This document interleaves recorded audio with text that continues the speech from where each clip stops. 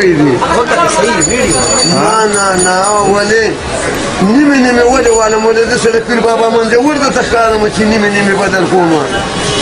تا ته ما په دوبۍ کې وویلې چې وروره دا روپۍ د ورور نه ما په غلا درکړې دا 7 کروړه 30 لکه روپۍ والا جلل د تابع پاکستاني خرج ما څه نه کوي. ما راشه مړه زه بدل کړم ما له خو الله داسې ډډه راکړی دی. او اوس مطلب دا شو چې راته وایي چې نیمې بدل کوم. ولې هغه انګریز سره د خپل کار دی چې شریکېدې ما ته دیال نه وي دونه خو منافق و چې کریم به راسه درېیم حصه پیدا کړي. نو که ما ته دیال ویلې وی نن به نه تاوانې کېدی. چې ولې نور مو غولی چې د باندې خوشحالېږم. زه دونه د اوس نه وم چې ما حصه پیدا کوله. ما به ته یو لاره یو طریقه ښودلی وی. په 3 خبرو به خلاصېږي. یا به راله په جیټ روډ لالغني پمپ پرېږدې یا په منګوره کې د 135 ګرف د مالټو باغ ده یا به داره کې د نورو د پوسټان به راسري کړي.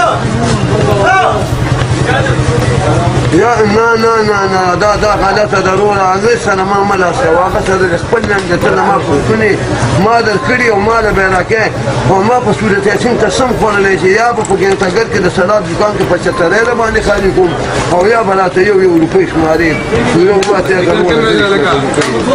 زه دې انګریز له دا ټلیفون ورکړه لږ ساعت له ته ورکړه لږ. I do a larger Pakistan inspection Karim speaking. And this is the London and Union Switzerland. Inspection $9, 730 inspection. And this is the Dubai into some.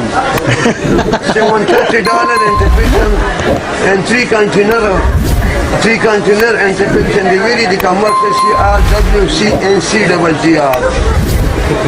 WNC and 13 and blocking out WCD1 anti-fiction the very the most market. No very anti-fiction the Pula.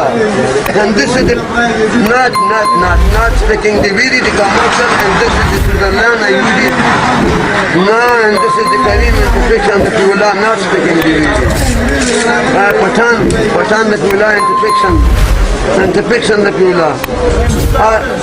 الو د پیولا خدای دې کورکې روان که چې غل کړي. د انګریز خو ستانه زیات غل دی. ما ته خبرو کې دومره تجربه وکړه چې دا سړی ګنکپ دی.